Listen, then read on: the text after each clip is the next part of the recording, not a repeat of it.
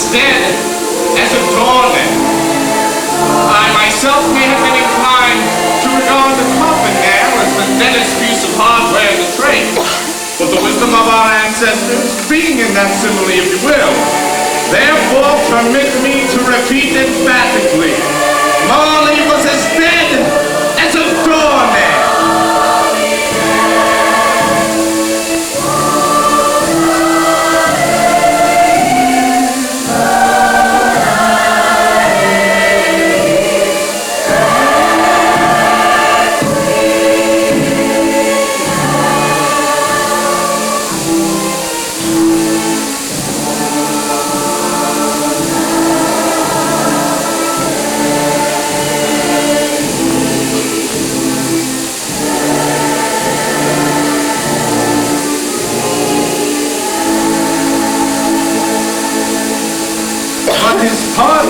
Ebenezer Scrooge was not so devastated by his partner's death that his grief kept him, the excellent businessman that he was, from returning to his counting house that very afternoon, and every day after for the following 7 years.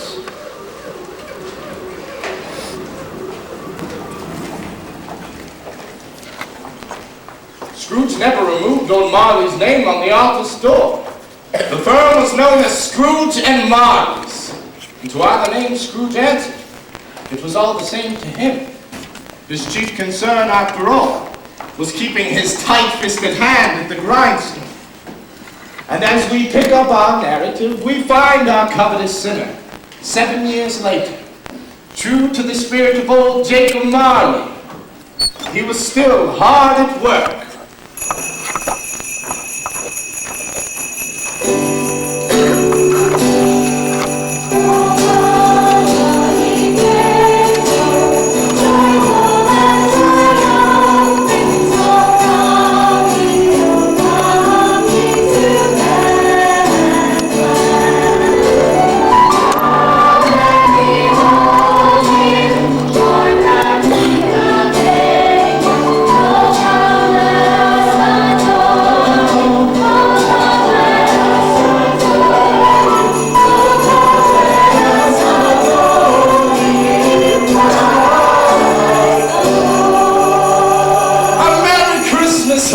God save you. Bah, humbug. Christmas a humbug, Uncle? You don't mean that, I'm sure. I do. Merry Christmas. What reason have you to be merry? What right have you to be merry? You're poor enough. Come then. What right have you to be dismal? What reason to be so morose? Well, you're rich enough. Bah, humbug. Don't be cross, Uncle. What else can I be when I live in a world of fools, such as this? Merry Christmas. What's Christmas to you but a time of paying bills with no money? A time of finding yourself a year older and not another hour richer? A time of balancing the books and finding that the new year has brought you nothing but more debt? Merry Christmas. If I had my will, I would see that every idiot goes about with, "We wish you a Merry Christmas" on his lips, be boiled in his own figgy pudding, and buried with a stake of holly through his heart. Uncle! Keep Christmas in your own way, nephew. Let me keep it mine. Keep it, but you don't keep it. Let me leave it alone, then. As much good as it's ever done. Now bring us a piggy pudding, now bring us a piggy pudding, now bring us a piggy pudding, and bring some back here. We want number two, we want some, we want some, we want some, we want some, we want some, so bring some back here.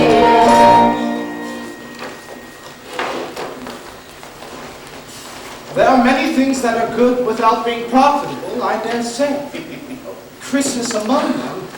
I think of Christmas, Uncle, its sacredness aside, as such a time of goodness. Why, it's the only time I know of in the long calendar year when men and women open their hearts freely to one another. Bah. So, Uncle, though it has never put a scrap of gold or silver in my pocket, I believe that it has done me good, and will do me good.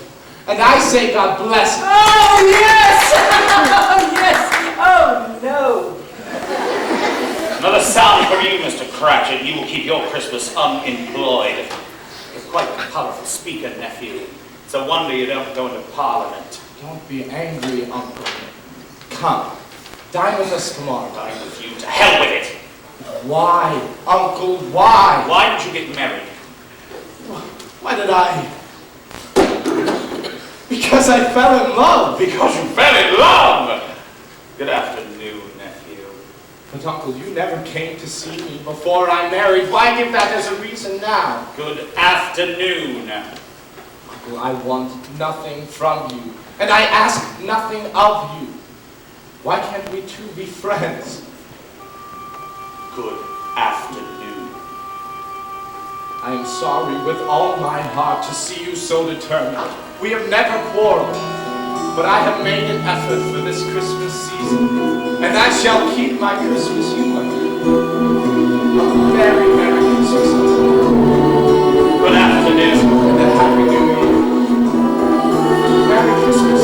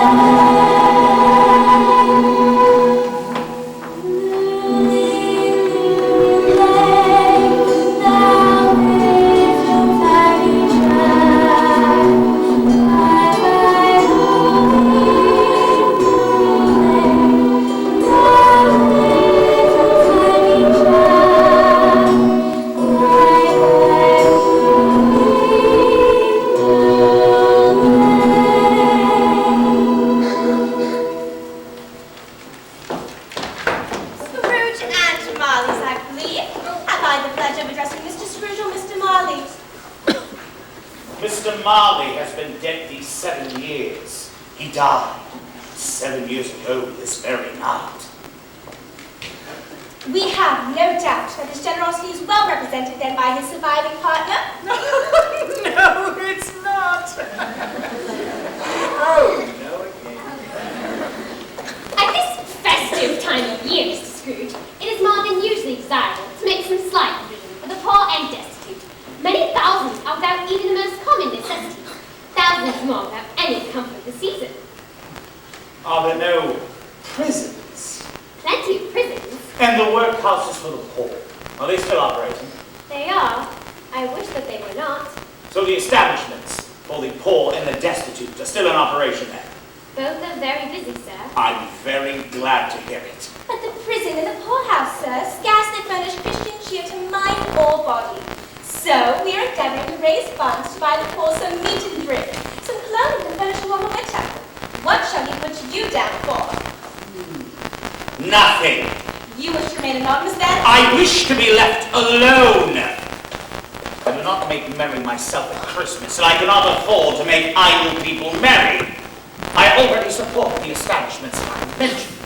Let the poor go there. Many can't go there, and many would rather die. Well, if they would rather die, they'd better do it, and decrease the surplus population. Good afternoon, ladies.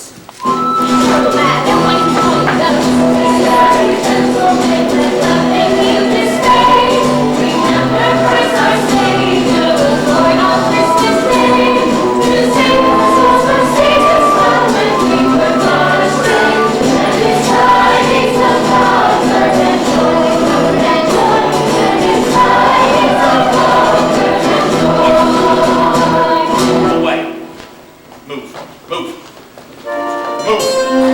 Singing.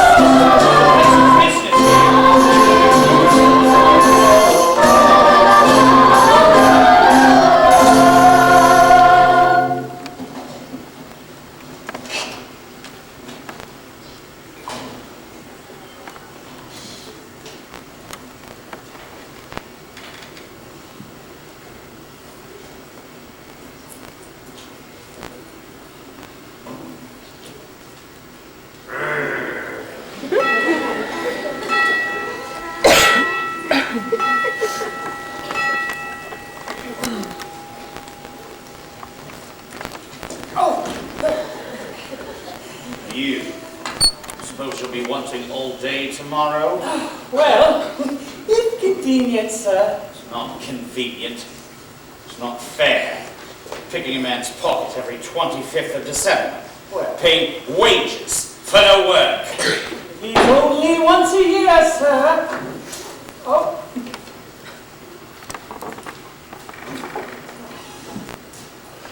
I will inspect you all the earlier the next day then.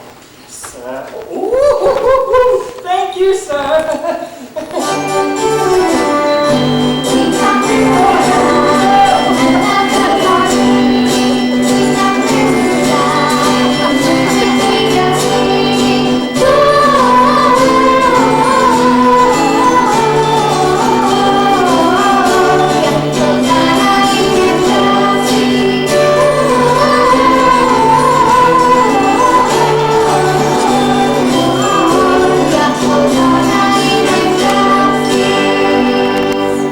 So Scrooge returned to his gloomy suite of rooms, those very rooms which had once belonged to his partner, Jacob Marley.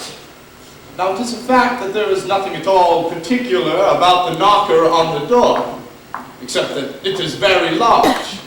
It is also a fact that Scrooge had seen it night and morning during his entire residence in that place, and that Scrooge has little of what is called imagination about him as any man in the city of London. Bear in mind also that Scrooge had not bestowed one thought on Marley since the last mention of his 7 years dead partner that afternoon. Consider all of this, and then explain to me.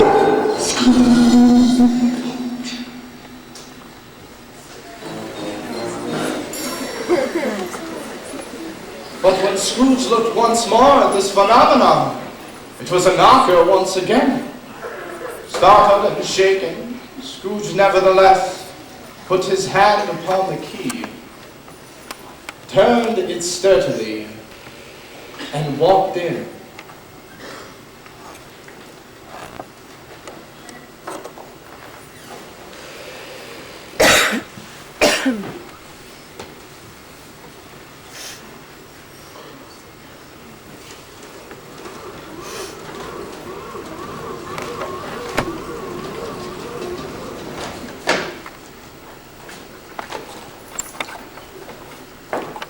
Scrooge then proceeded to light his candle.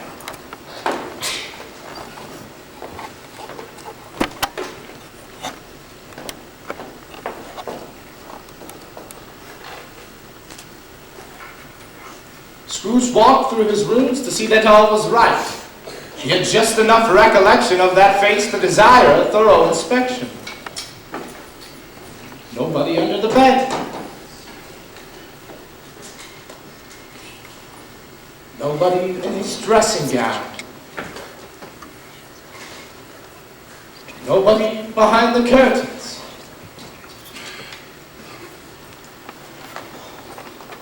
Thus secured, he took up his cravat. He put on his dressing gown and nightcap.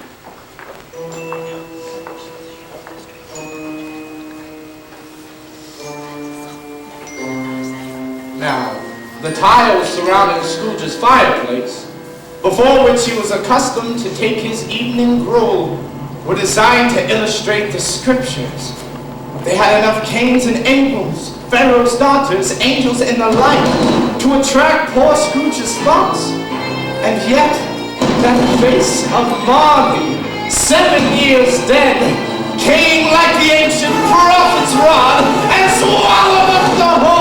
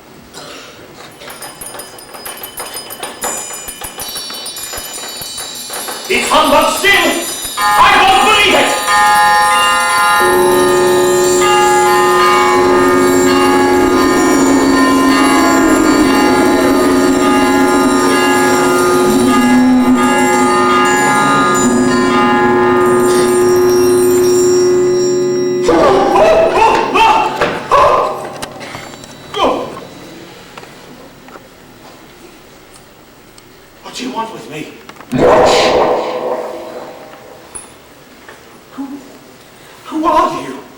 Ask me who I was. Who were you then, if you must be so particular? In life,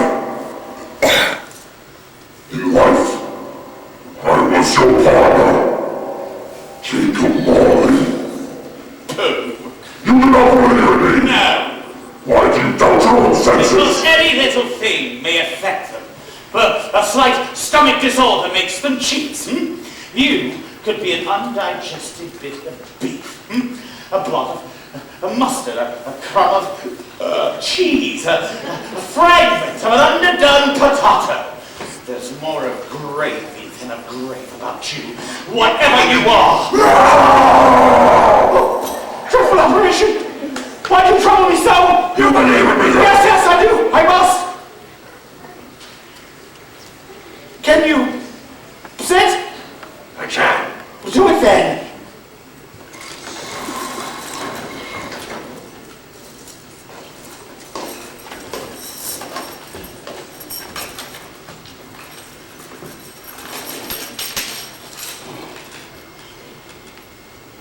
It is required of every man that the spirit within him should walk among his fellow men. If that spirit does not go forth in life, is condemned to do so after death. And so I am condemned to wander through this world and witness the happiness I might have shared. But now I cannot. Why are you chained, Jacob? This is a chain of my own making. I forged this chain in life, link by link, yard by yard. I wore it of my own free will. It is not unlike the chain you bear yourself. Jacob, speak comfort to me. I have no comfort to give. In life, my spirit never walked beyond a money-changing home. In death, I cannot linger, cannot rest. There is no peace. There is only the incessant torture of remorse. But Jacob, you were always a good man of business. It is mankind that should have been my business. The common welfare, charity, mercy, kindness. All of these should have been my business. Compared to this, the dealings of my trade were as insignificant as a drop of water in the ocean. At this time of year, I suffer the most.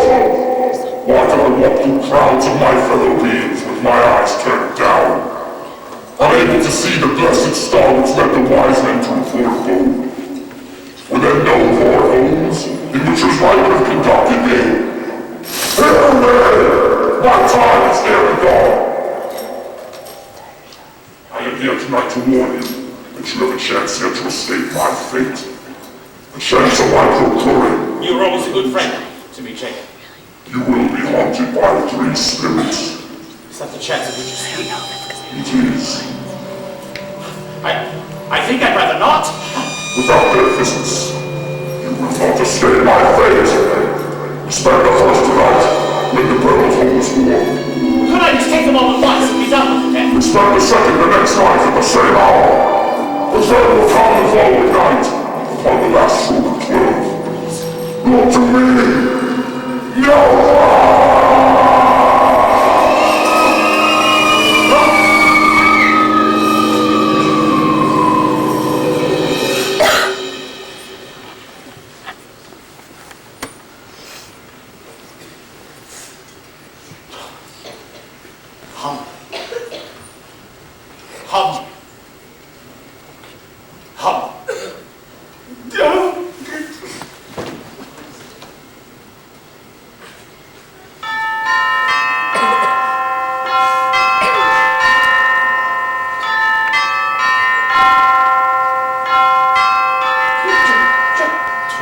Midnight. Scrooge was perplexed. Had he not gone to bed at 2 in the morning? He checked his clock. Looked out into the black of night. and returned shivering to bed once again.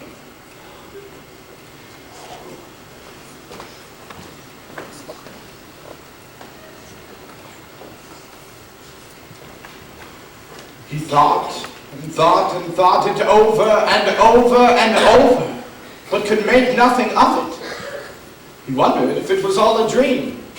He resolved that it was. But the question arose again.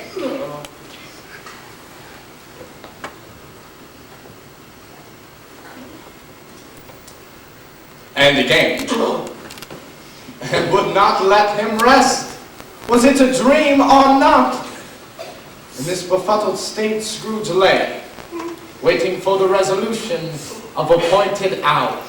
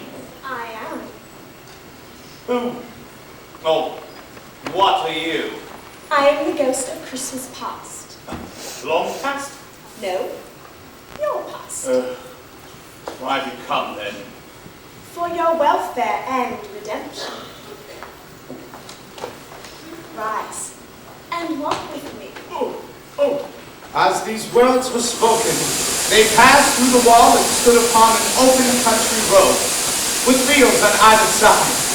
The city had entirely vanished. It was a clear, cold winter's day, with snow upon the ground.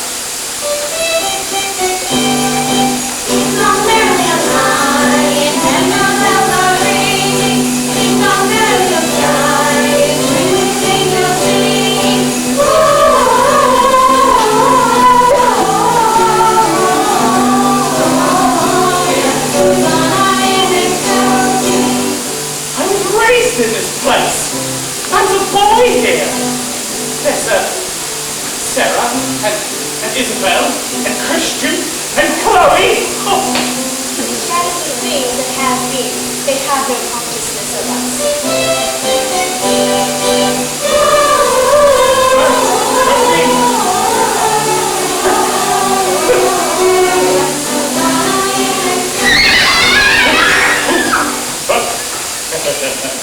The school is not quite deserted. A solitary child remains there still.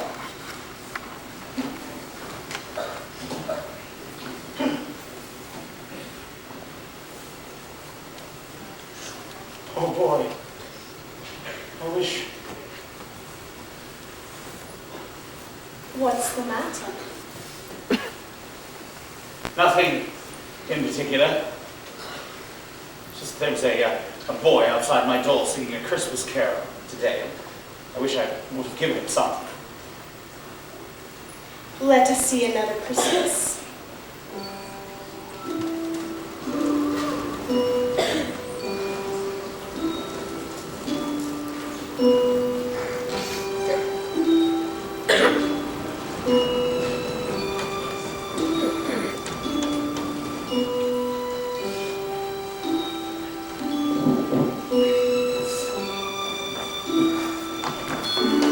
Dear brother, I've come to bring you home. Oh, yes, then. I've come to bring you home. I've come to bring you home. Home, home, forever and ever. Father is much kinder now than he used to be, and home is like heaven. He spoke to me so gently in the evening that I was not afraid to ask him once more if he might come home. And you ought to be a man. But first, we're to be together all Christmas long.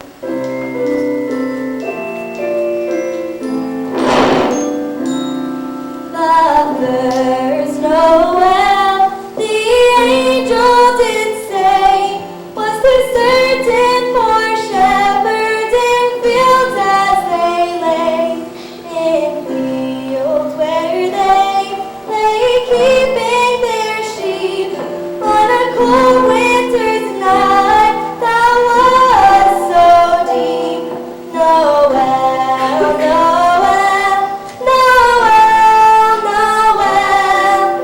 Born is the King of Israel. Noel, Noel, Noel, Noel. Born is the King of Israel. You're quite a woman, dearest Ben.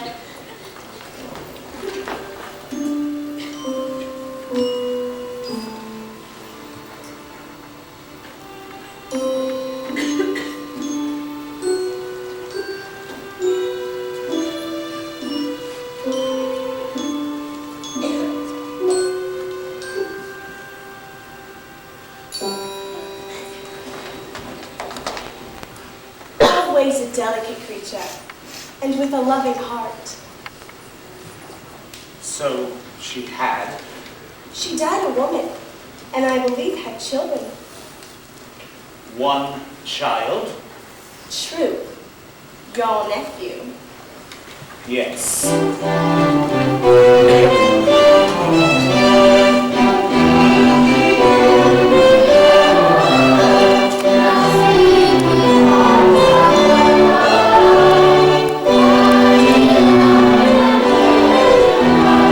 Do you know this place?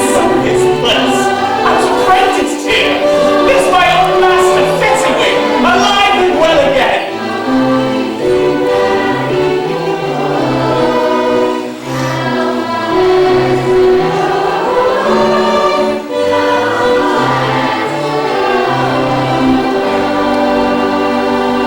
Yo ho there! Ebenezer, Dick. No more wear tonight! It's Christmas Eve! Let's clear away. Dick Wilkins, to be sure. There he is, bless me. He was quite attached to me, you know. Merry Christmas to you, Mr. Wilkins, Mr. Scrooge. Thank you, gentlemen. The guests will soon be banging down the door, and Miss Scrooge, I passed your bell on my way. Oh, there's a beauty, Ebenezer. I've been putting the ring on her finger before too long. Well, I intend to, Mr. Fezziwig. It may be sooner than you think. Oh, well, here's a Christmas bonus to help things along a bit.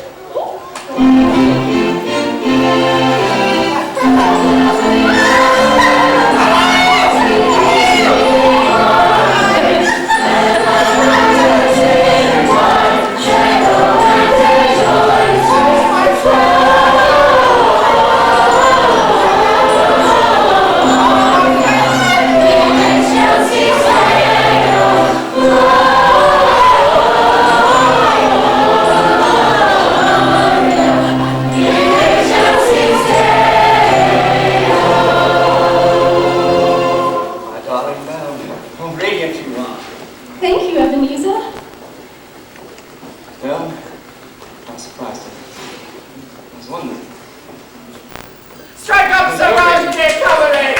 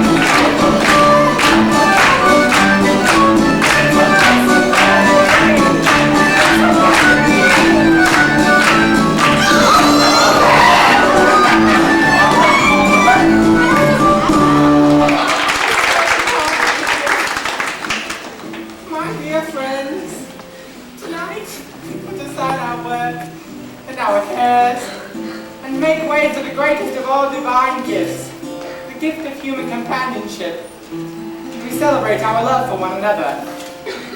So at this joyous time of year, Mrs. Fezziwig, my wife and truest life companion, and I toast you all and thank you for your friendship. May God bless you and give you fulfillment in this new year to come. Toast to our hosts, Mr. and Mrs. Fezziwig, who have made light all our burdens through their gracious hospitality. To Mr. and Mrs. Fezziwig! A small matter to make these silly folks so full of gratitude. He has spent but 3 or 4 pounds. Is that so much that he deserves this praise? No, spirit. In his words and in his looks, he had the power to render us happy or unhappy. To make our service light, burdensome, to make our work a pleasure or at all. What is it? Nothing in particular. Something, I think.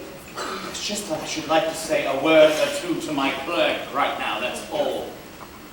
The night is yet unfinished. Look ye once again.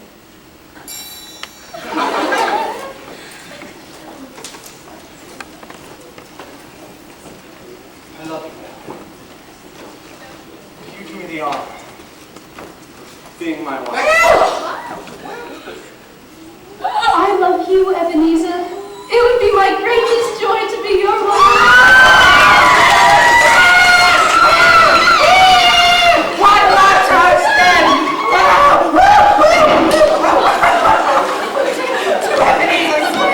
My young apprentice, Mr. Belle, is beautiful married to me. May God bless you both with the continued happiness of your children.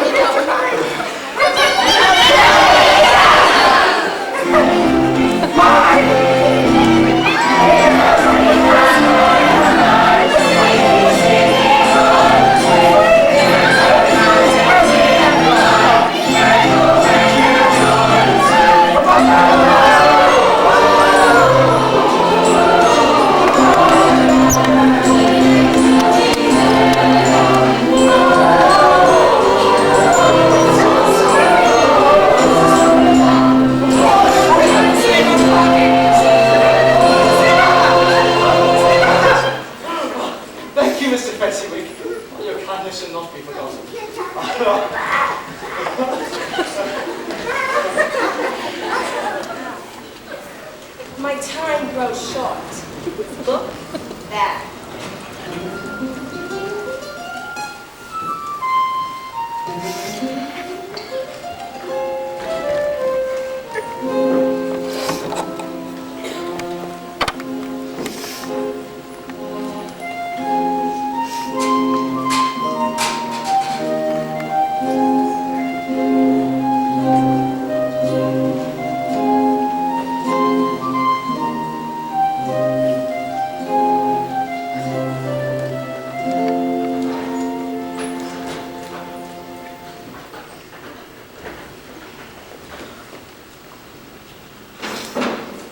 Sorry, Belle.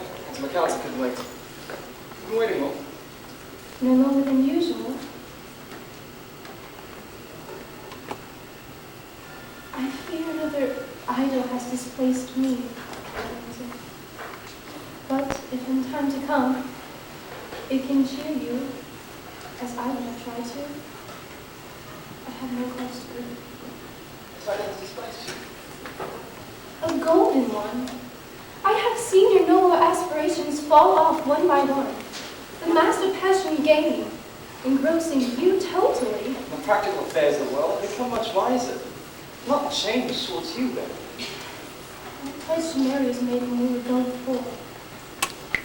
You have changed. I have not. I cannot believe that as you are now, you would freely choose to marry a dowerless girl.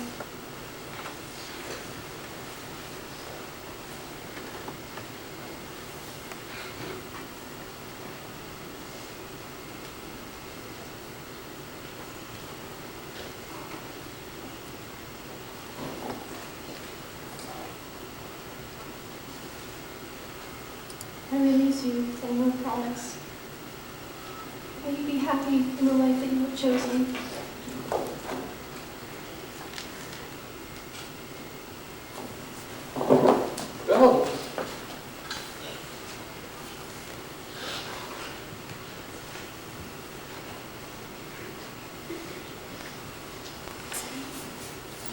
Spirit, show me no more. Why do you delight to torture me? One shadow more.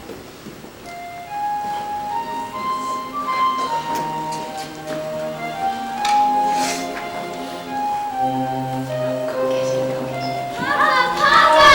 Sweet little ones. We missed you, Papa. I miss you so much. I thought about you all the time. Where are you, Papa? Really, Papa? I brought you a surprise. What is it? What is it? Let me see.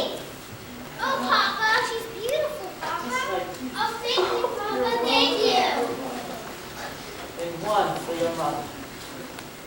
Oh, my dear.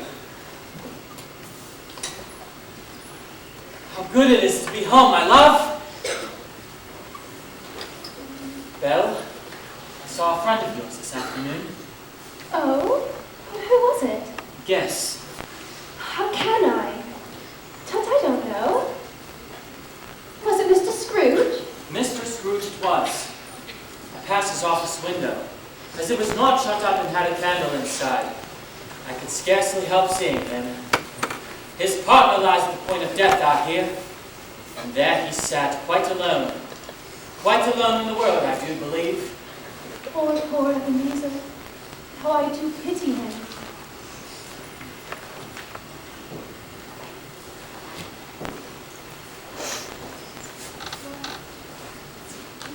Remove me from this place. I have told you, these are shadows of things as they have been. They are what they are, and I am not to blame. Remove me from this place! I cannot bear it more! Hold me no longer! Leave me! Leave me! Leave me! Leave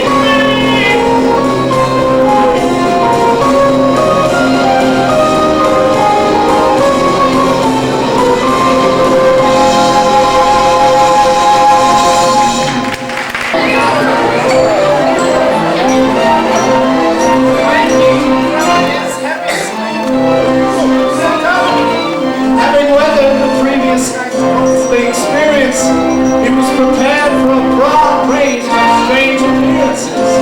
Anything from a baby to a rhinoceros. But this total transformation of his room into a scene of Christmas joy and celebration, now that really was a surprise.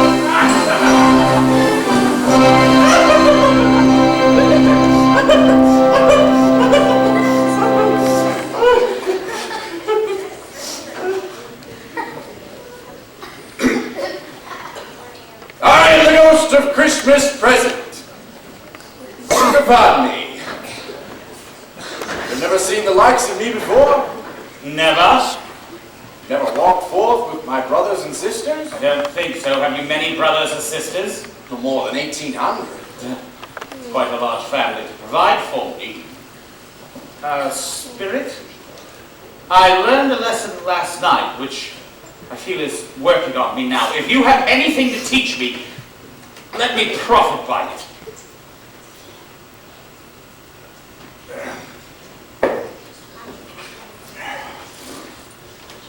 Yes. Touch my robe.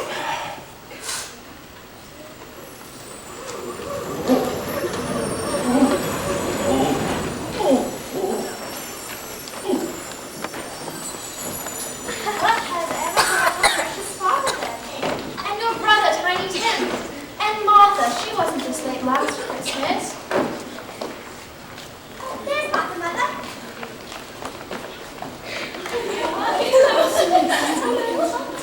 Why, bless your heart alive, my dear, how late you are. We had a great deal of work to finish up last night, and had to clear away this morning. Well, never mind so long as you are come. Sit you down before the fire and have a warm. Lord bless you. There's father coming now, Mother. Hi, Papa.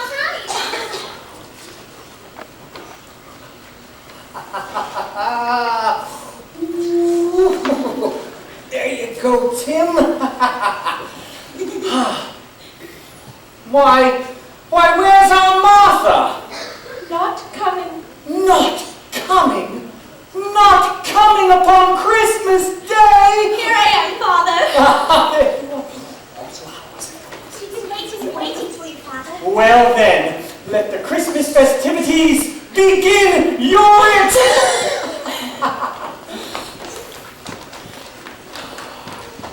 And how did Littleton behave? Oh, as good as gold and better. He gets so thoughtful sitting all alone like that and thinks the strangest things you've ever heard. While on the way home from church, he said that he hoped that people noticed that he was a cripple, but that it might be pleasant for them to remember upon Christmas Day who it was that made the lame beggars walk and the blind men see. Oh, I do believe he is growing strong and hearty. There, now, children, there. Your mother has gone to fetch the Christmas pudding! Christmas pudding shall be. Yes? Suppose it's not done, Father. Oh, no. Suppose it's broken and it's turning out. Oh, no. The thieves have taught it. Oh, no, you don't see someone creeping around back. Yes, I know. Oh, there now you see. It's a wonderful Christmas pudding, Mrs. Cratchit. I do believe that you have outdone yourself this year. Here we go. To Mrs. Cratchit and to the plum pudding. To Mrs. Cratchit. Merry Christmas to us all. Oh, God bless us. God bless us. God bless us, everyone. Spirit, tell me, will Tiny Tim live? I see an empty chair in the poor chimney corner, and a crutch well preserved without an owner. If these shadows remain unaltered by the future, the boy will die. No. Kind spirit, say that he will be spared. If these shadows remain unaltered by the future, no one will find him here. What then? Well, if he's going to die, he had better get to it and decrease the surplus population. Mr. Scrooge, I give you Mr. Scrooge, the founder of the feast. The founder of the feast, indeed. I wish I had him here. I'd give him a piece of my mind to feast upon, and I hope he'd have a good appetite for it. My dear, the children, Christmas Day. It should be Christmas Day, I'm sure, on which one toasts to the health of such an odious, stingy, hard, unfeeling man as Mr. Scrooge. You know he is, Robert. No one knows it better than you. Yes, I know, but it's Christmas Day. I'll drink to his health for your sake and the day's, not for his. A long life to him. Merry Christmas and a Happy New Year. He'll be very merry and very happy, I have no doubt. Now, give us a song, my love. Oh, go on, I have no voice for it. Tiny Tim, you give it a go. Hark the herald angels sing, glory to the newborn King. Peace on earth and mercy mild, God and sinners reconciled. Joy for ye nations past, joy the Baptist past. Bring the shouting voice proclaim, Christ is born in Bethlehem. Hark the herald angels sing, glory to the newborn King.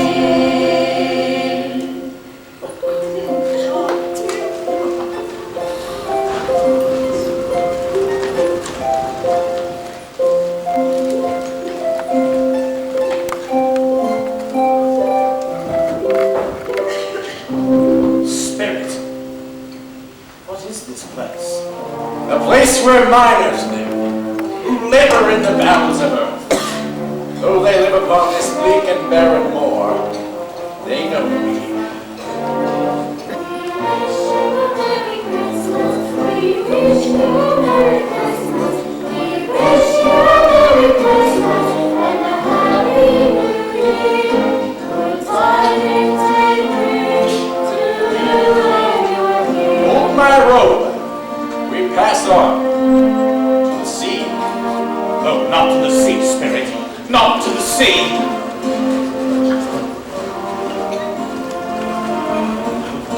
See, Mr. Scrooge. Here in this ancient lighthouse, there are two well acquainted with my presence. Look on, Ebenezer. Merry Christmas, John. Good health to you, my lad. Long life to you, old John. And Merry Christmas yet to come.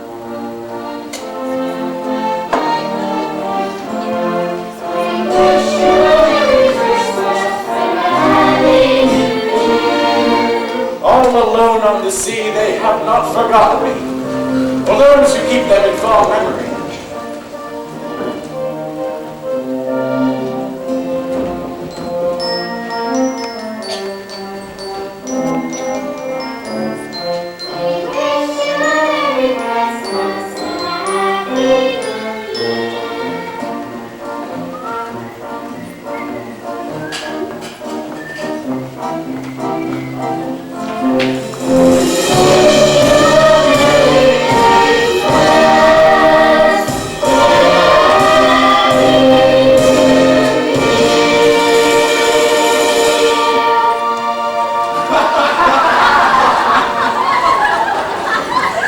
He said that Christmas was a humbug. He believed it too. More shame for him, Fred. He's a comical old fellow, that's the truth. And not so pleasant as he might be. But his offenses carry their own punishment, and I've nothing to say against him. I'm sure he's very rich. At least you always tell me so. What of it, my dear? He does no good with it. His wealth is of no use to him. He doesn't even make himself comfortable with it. He hasn't even the satisfaction of thinking that one day he'll benefit us with it. I have no patience with him. I have. Could be angry with him if I tried. Who suffers by his ill whims? Only he himself. He takes it into his head to dislike us, and so he won't come dine with us? What's the consequence? He loses some pleasant moments. I'm sure he loses the company of better companions than he can find in his own thoughts. But I mean to give him the same chance every year, whether he likes it or not. For I pity him. Oh, enough of Uncle Scrooge! Papa has promised us some Christmas entertainment, and I will hold him to it. Dashing through the snow with our horse open sleigh, o'er the fields we go, laughing all the way. Bells on bobtail ring, making spirits bright. What fun it is to ride and sing a sleigh song tonight. Oh, jingle bells, jingle bells, jingle all the way. Oh, what fun it is to ride in a one-horse open sleigh. Jingle bells, jingle bells, jingle all the way. Oh, what fun it is to ride in a one-horse open sleigh. A day or two ago, I thought I'd take a ride, and soon this merry bride was seated by my side. The horse was lean and lame, misfortune seemed its lot. He got into a drifting bank, and then he got outside. Oh, jingle bells, jingle bells, jingle all the way. Oh, what fun it is to ride in a one-horse open sleigh. Jingle bells, jingle bells, jingle all the way. Oh, what fun it is to ride in a one-horse open sleigh.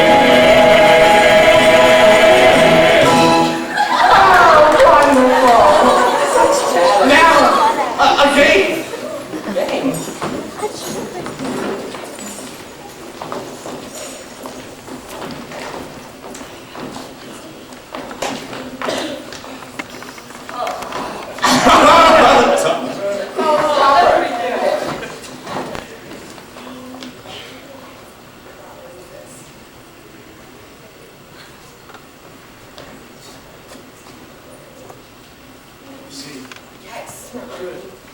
Ladies, if you please.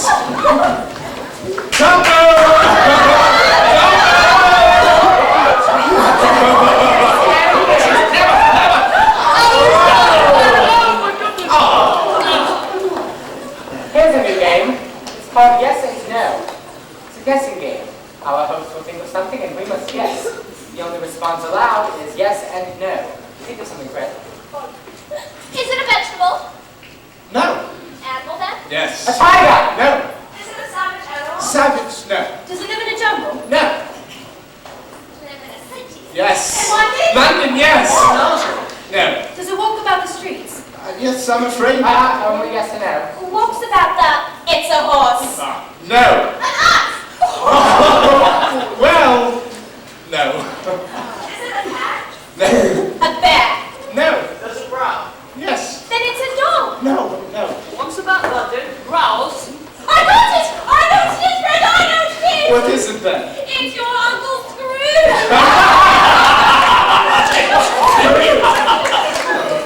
I'm afraid I must object, Fred. I asked you if the animal were a bear, and your answer was no. If you had said it were a bear, I would have surely guessed your Uncle Scrooge. He has given us plenty of merriment, I'm sure.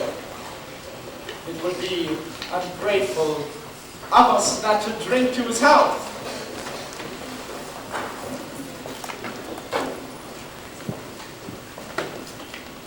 Here's a glass of mulled wine at our hand. And I say, Uncle Scrooge. Uncle Scrooge! A Merry Christmas and a Happy New Year to the old man, whatever he is. He would not take it from me, but may he have it nevertheless. Uncle Scrooge.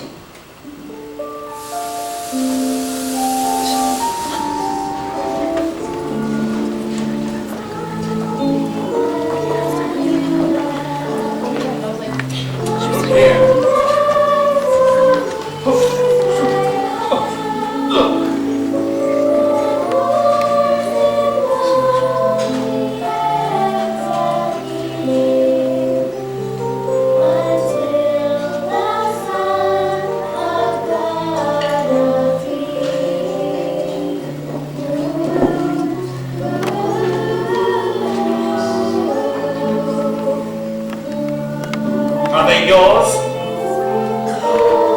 They are man's. This boy is ignorance.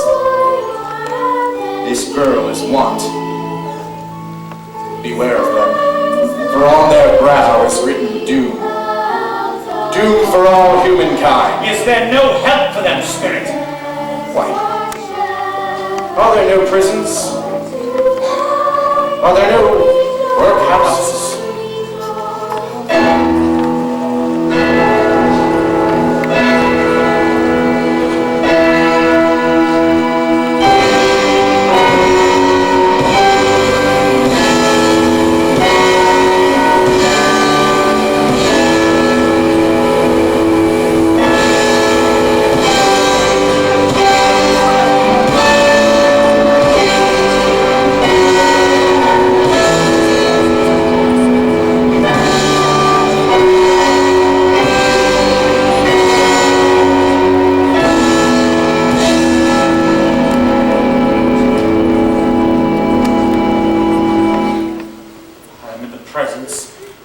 Ghost of Spirit, Christmas yet to come.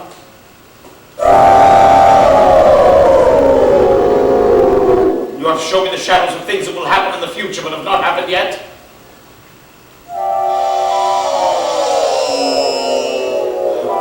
Spirit, I fear you more than any specter that I have seen. But I know your purpose is to do me good.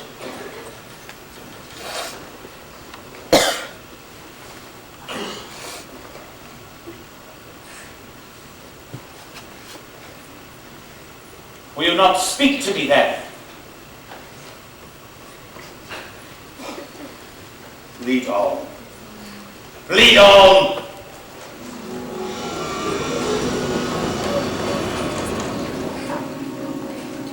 So I don't know much about it either way. I only know is he's dead. When did he die? Last night, I believe. Why? What was the matter with him? I thought he'd never die. What had he done with his money? Left it to his company, perhaps. All I know is Cassie left it to me. No! Looks like to be a very cheap funeral. But I swear, I don't know anybody that'll go to it. Suppose we volunteer. I don't mind going. If lunch is provided, that is. But if I'm to volunteer, I must be fed. Oh! Oh!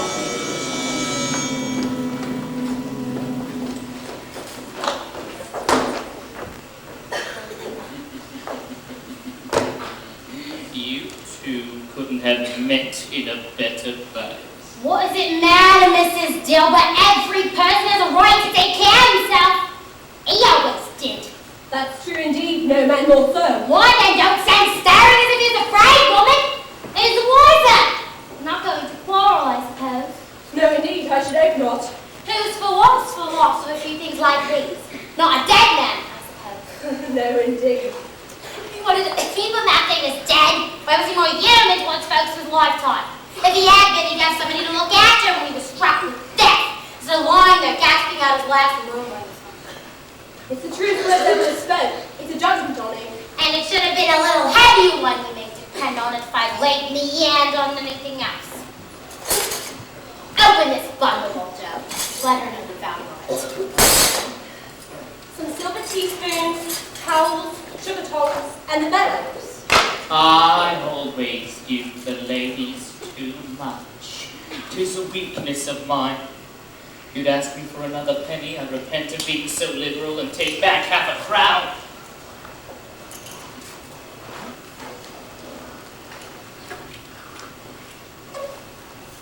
What do you call this? Bed curtains.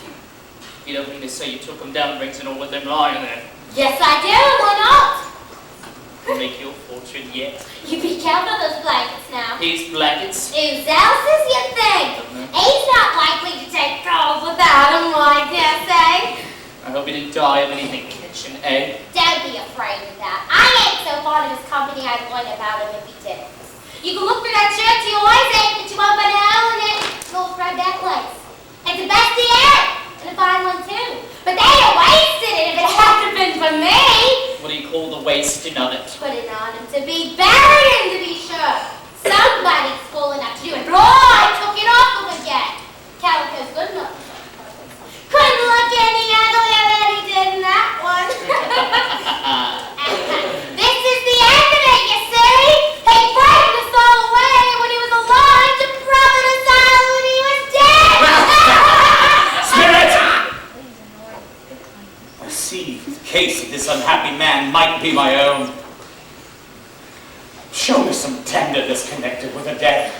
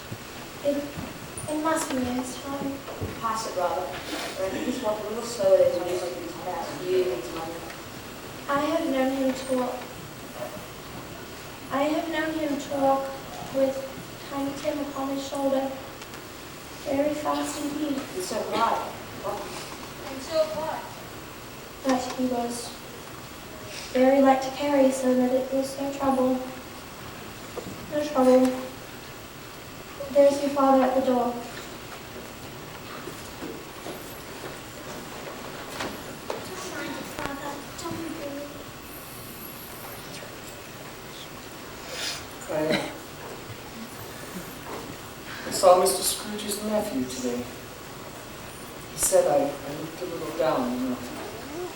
And when I told him, for he is quite the pleasantest fellow who ever spoke. He said, I am heartily sorry for it, Mr. Cratchit. And heartily sorry for your good wife, too. And how he knew that, I'll never know. Knew what, my dear? Why, that you were a good wife. Everybody knows that. Very well observed, my boy. I hope they do. Heartily sorry, he said, for your good wife. And if I can be of any assistance to you, he said to me, handing me his card. Well, this is where I live. But as if he knew our tiny Tim and felt it with us. I'm sure he's a good soul. Oh, you'd be sure if you had spoken to him. Mark what I say, that he didn't find our Peter a better situation. Only hear that, Peter. And then Peter would be keeping company with someone and set up on his own. It's along with you. Well, it's just as likely as not one of these days, though there's plenty of time for that. But, however, and whenever we part from one another, we should not forget Tiny Tim, his first party that was among us. When we think about patient, gentle he was just a small child, we shall not quarrel among ourselves and forget our Tiny Tim doing it.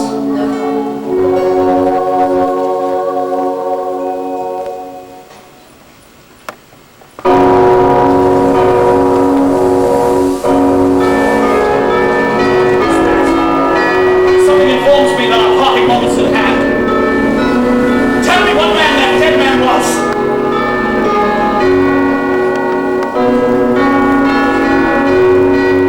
Before I draw nearer to the stone to which you point, answer me one thing. Have you shown me the shadows of things that will be?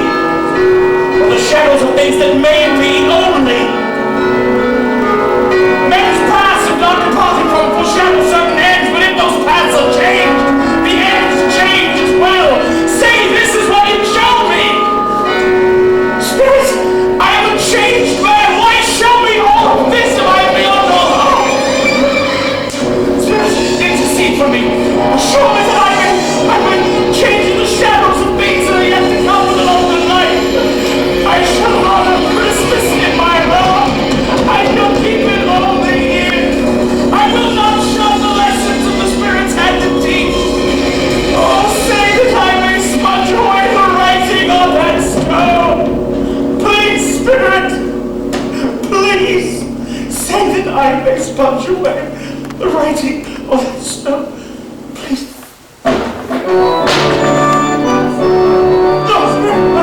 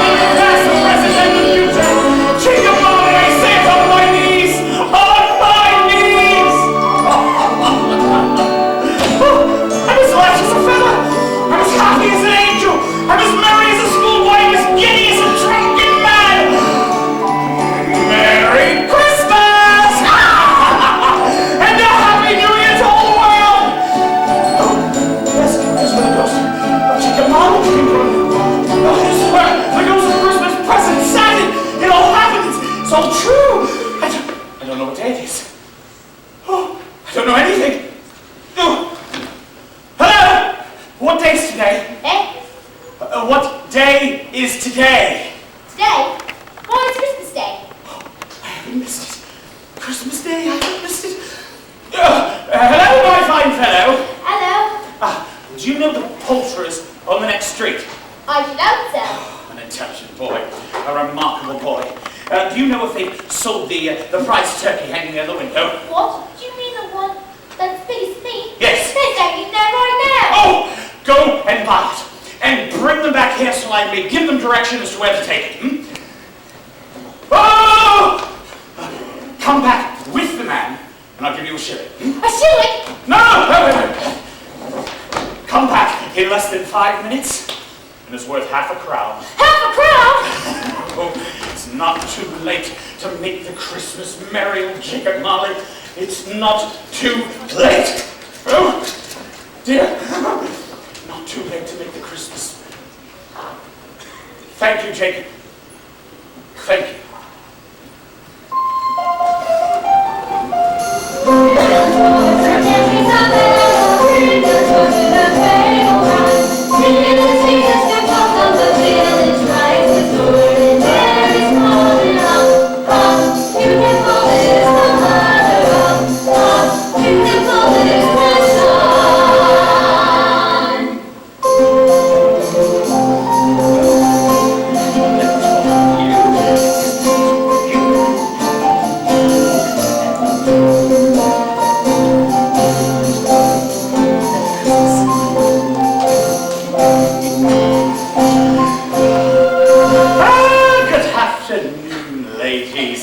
Hope you succeeded yesterday, and I would like to thank you for that as well. A Merry Christmas. Mr. Scrooge. That is my name, although I'm sure it's not a pleasant one to you. I would like to beg your forgiveness, ladies. And would you have the goodness of... Lord bless me! Mr. Scrooge, are you serious? And not a farthing less. There are many back payments included in it, to be sure. I don't know what to say to such generosity. Don't say anything. Just come and see me. Will you come and see me? I will! We will! Thank you so much, Mr. Scrooge! Thank you so much! Thank you! God bless you 50 times! Thank you!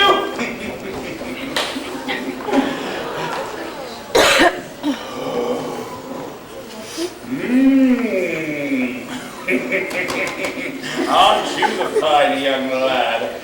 Here you go, sir. Here's for your trouble. And as for you, my fine young lad, oh, it'll be a Merry Christmas for Bob Cratchit, to be sure.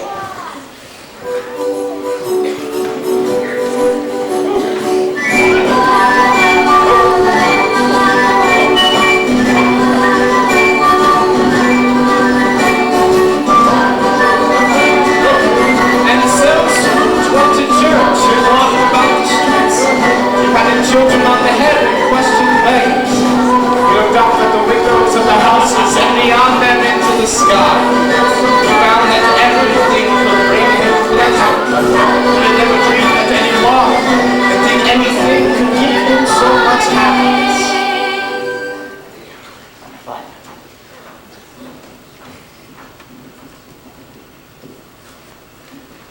Okay.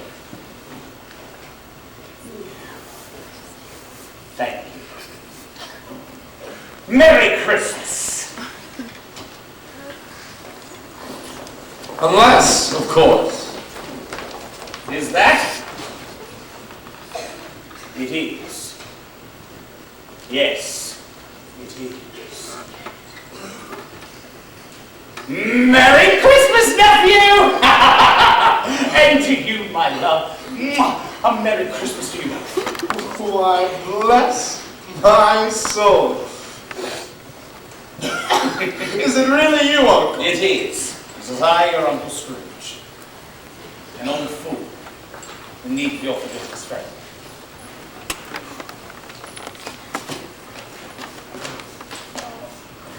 Can you come to Christmas dinner, Uncle?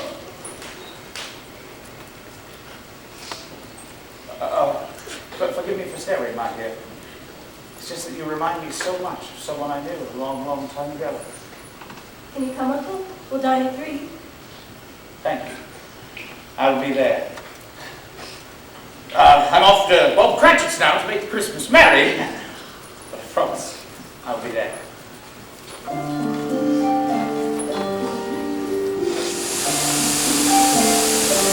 A Merry Christmas, Uncle. And to Bob Cratchit and his family, too.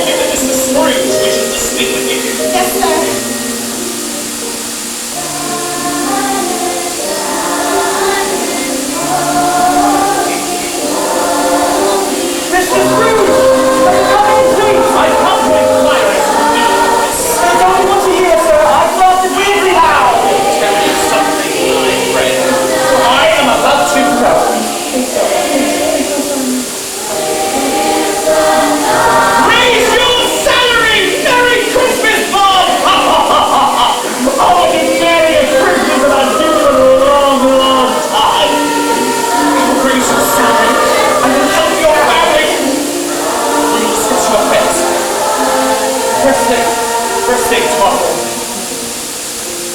And as for you, you will find the doctors who will make it work. And it will be well done, Mom. It will be. Scrooge was better than his word. He did it all and infinitely more. And to Tiny Tim, who did not die, he was a second father. He became as good a man, as good a friend, as good a master as any good old city in this good old world knew. He never dreamed that anything like this could ever happen. Some people laughed to see the alteration in him, but he little heeded them. Why, his own heart laughed, and that was quite enough for him. He never did have another interruption with spirits, but lived upon the total abstinence principle ever afterwards. And it was always said of him that he knew how to keep Christmas well, if any man did. May that truly be said of all of us. And so, as Tiny Tim observed, God bless us, everyone. Here we come a-wassailing along the leaves of green. Here we come a-wandering so fair to be seen. Come and joy come to you, and to you your also too. When God's blessed you and said you are happy. When God's said you are happy.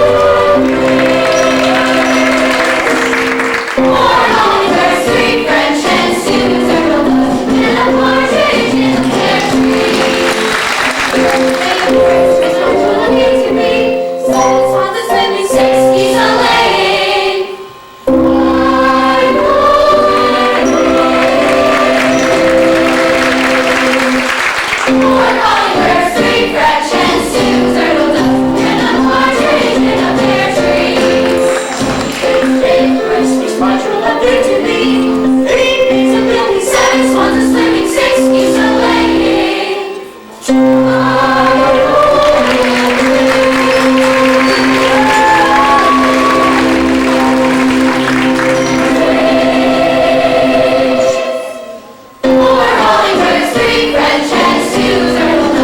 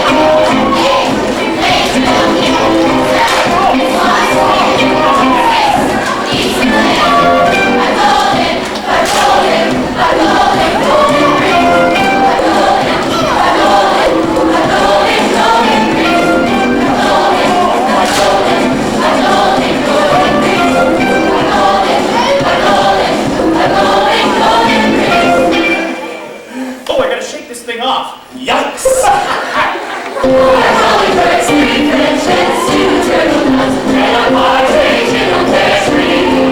On this 12th day of Christmas, my true love gave to me.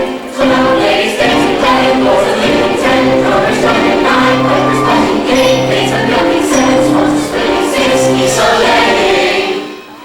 I'm golden rings, I'm golden rings, golden rings.